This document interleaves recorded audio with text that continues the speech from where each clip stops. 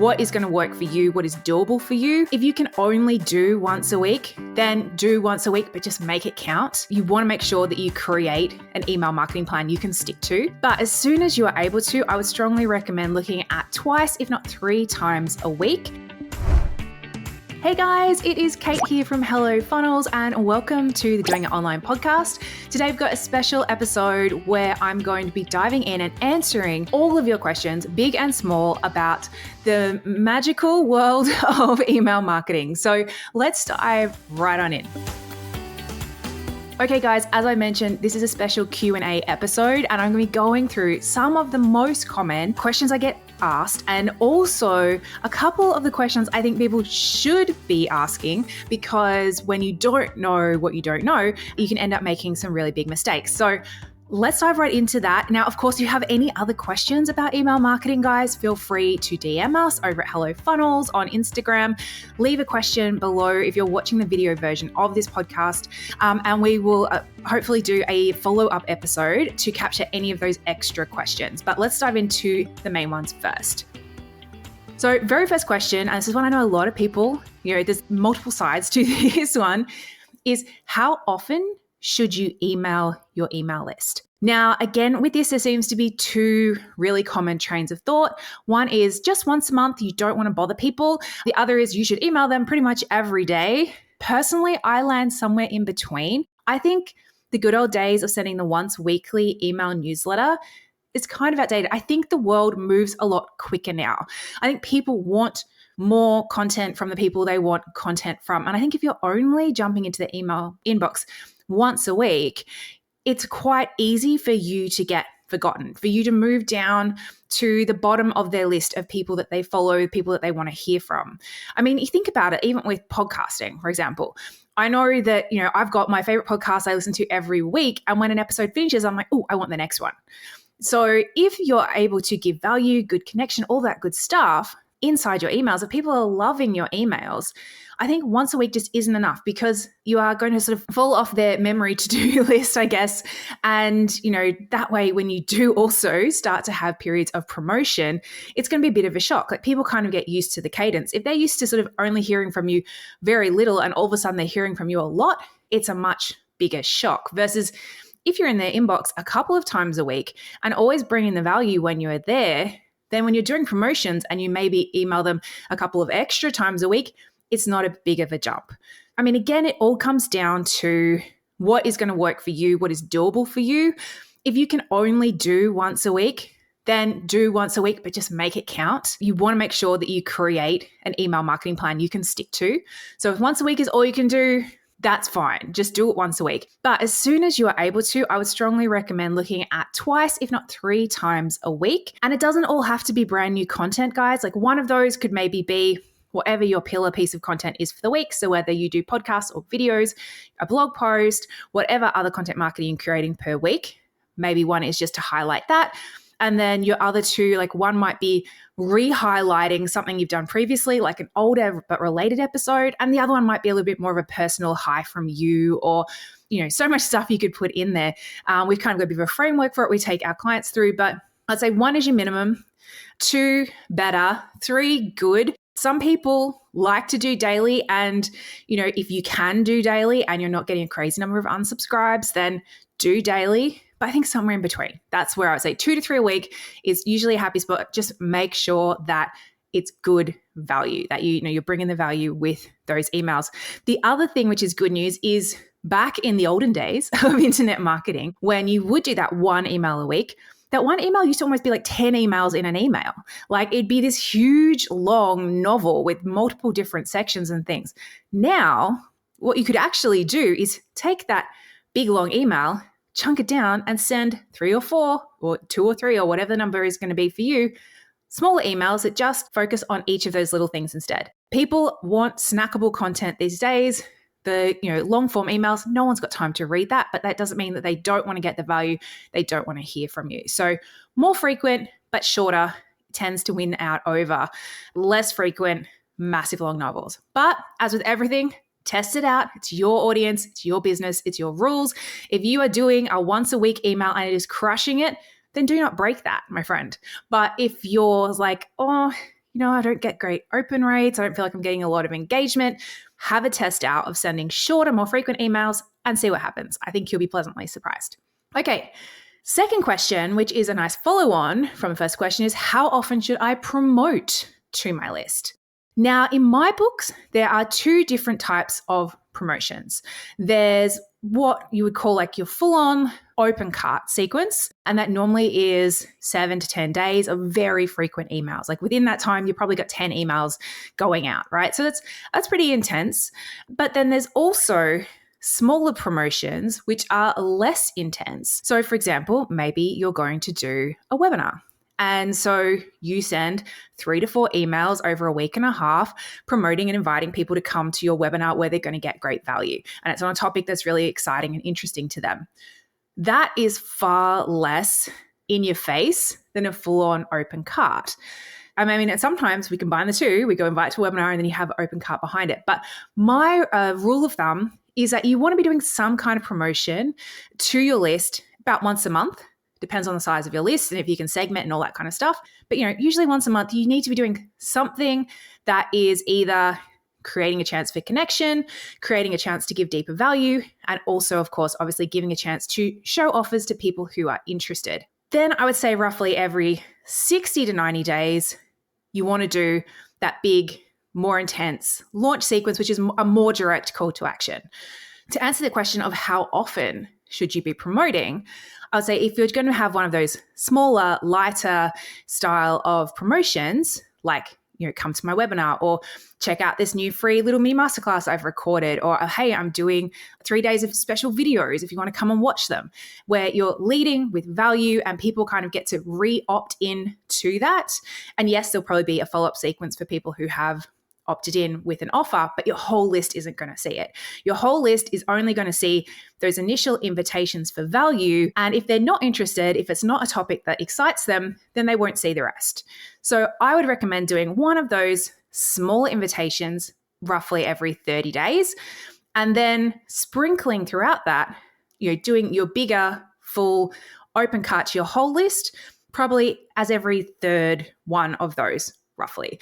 So another rule of thumb, if that sequence doesn't kind of work for you, is that out of every 4 emails you send in a month, 1 can be promotional and 3 should be value. So they don't have to go value, value, value, promo. It can be 3 weeks of value, 1 week of promo, if that, again, makes it easier.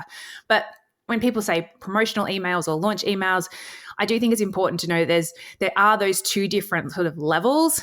And I think the full-on level should be done a bit more sparsely, but you still want to make sure you're giving your list, you're giving those people who are interested, who want to take that next step, an option to dive in, to connect with you more, to get more value, and to find out about your offers without it being something that goes out and gets blasted to your whole list. So we would call those more of a secret launch versus a open cart launch.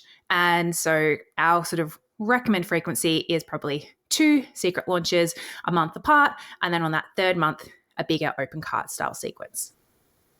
Okay, next question. We're going to dive into some stats and numbers and figures now. So the question is, what is a good open rate? People ask me that all the time. And again, it depends. It depends on a few things. So standard across most industries is basically you want 15% and over as your minimum. Anything under 15% for your regular newsletters, I would be worried. I'd be concerned that you've either got a really old list or that something's happening with your deliverability and you might want to go talk to your email service about that. Then it's sort of 20% and over is like range I would say is, pretty standard, pretty good. 30% and over, really good. So that's kind of your base range. Where you start to get those variations is around age of list, size of list, how often you are doing any kind of list hygiene. If you want to actually find out more about list hygiene and maybe re-engaging an old list, we've got an email list CPR system, which we talk about and go through all in episode 156. So it's called How to Revive a Dead List, and we'll walk you through that. So if your open rates are sort of traditionally on the lower side of things. The other thing I would say is another really good health check of your list and your delivery. So it's a way of figuring out, okay, is it actually my email system set up? Like, is there something technical that's going wrong? Or is it the content that I'm sharing, the subject lines that I'm using, that kind of thing, is to have a look at the first 3 emails that people receive. So hopefully you guys have got some kind of welcome sequence set up. If not, come chat to us. We can help you with it. And those first 3 emails, you want to have an open rate of well over 40%. The higher, the better. In fact, your first email should be well over 50%. But those first 3 are quite telling, particularly if they are a day or so apart, because that means that as long as it's hitting those rates, then you don't have a deliverability issue, because those people, they're getting something free from you, usually some kind of cool value, something they're really excited about. You're sort of like the new kid on the block for them. They're at their highest level of likelihood to open an email from you because, well, I won't dive into that, but usually they've got a problem. They're looking for a way to solve it. They think you might be able to help them. They've, opted into your list. And so far, all you've done is give them great value. So they're really excited to hear from you. So that will progressively go down through an email sequence and, then obviously onto your recurring emails. But if that is below that and substantially below that, then it sounds like you've got a deliverability issue. I would go speak to your email service provider. They're the ones who can probably look into that and give you some suggestions. If those numbers are looking really healthy, but it's the rest of your list that's got some issues, then definitely go listen to episode 156. It's got some good nuggets in there for you. All right, next question, we're sticking with the numbers theme, is what size email list do you need to launch a product, to start selling products to? So my very, very bare minimum would be 500. And that is if that 500, you've got them on your list in the last couple of months, if you've been nurturing them and sending them regular content, so they are a warm and new list. If it's a list of 500 and you've built it over 5 or 6 years, so there's a lot of people who've been on there for a long time, they haven't heard from you forever, then 500 is not going to be enough. And I probably recommend you go out and get a whole new 500 to launch to. That's my bare minimum. I think 1,000 is much better. And the reason for that is that you're going to put a lot of time and effort and resources into creating whatever your offer is. And you want to make sure you get as much of a return as possible. Now, that's not to say that I recommend waiting years and years to build your list up to 1,000. There's got to be sort of a happy medium there. You've got to be able to start taking action quickly. And there's strategies you can use that allow you to grow your list while you sell to it. But if you're using that as a barometer for, okay, now's time to start creating offers and start selling my offers, 500, that's warm and engaged as a minimum, preferably 1,000. And again, it just comes down to what your expectations are and how many sort of sales you're hoping to get. And that brings us to the next question, which is what percentage of your email list should I expect to buy? Now, again, this is something that will vary a lot. The good old rule of thumb used to be around about 1% of your list. So even if you're only, if you've got that 500 and you hit that really good benchmark of 1%, that's 5 sales. So just make sure that you've always got, your expectations are sort of set with things. I know some people, they get that 500 list and they think they're going to get 100 sales and they're going to be extremely disappointed by their results.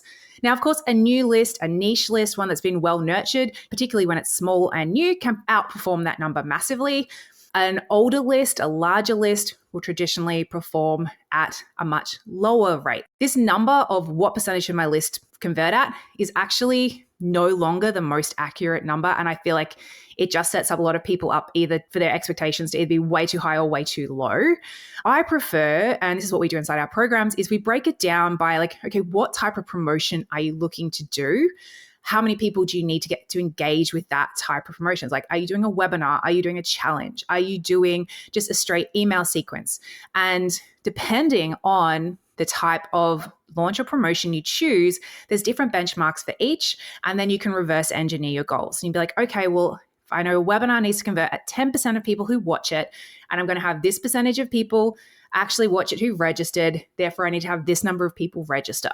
And if my list is this number, then this is the percentage of people from my list I need to get to register, or I need to go out and, get my offer and get my webinar registration in front of new eyeballs. That's the process I really like to do versus going, oh, I've got my email list to this rate, therefore I should make X sales, because it's generally not that simple a calculation. Okay, unlucky last question while we're here in the world of email marketing and all the numbers is, what size list do I need to have to start to create a funnel? And my favorite answer for this is it can be 0. Seriously. So the thing with funnels is, unlike launches, is that a funnel is actually for your new subscribers.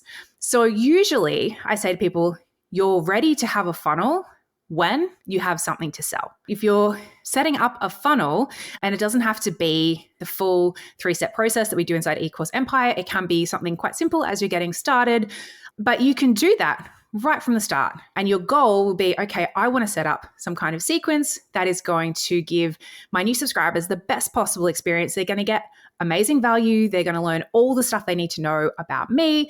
They're going to be walked through the ideal content that I would love every new person who comes into my world to know and have access to, so that when they go into my normal email list, they're really warm, they're really well educated on what you do and how you can help them. And, they've gone from being a stranger to a fan. Like, that should be the purpose of any funnel. And then, of course, obviously to convert along the way.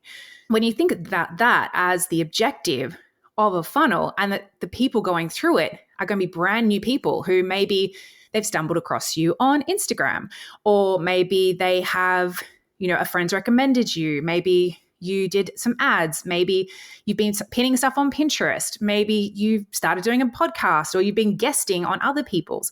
Like, lots of people are going to come into your world, get onto your email list from all kinds of different sources.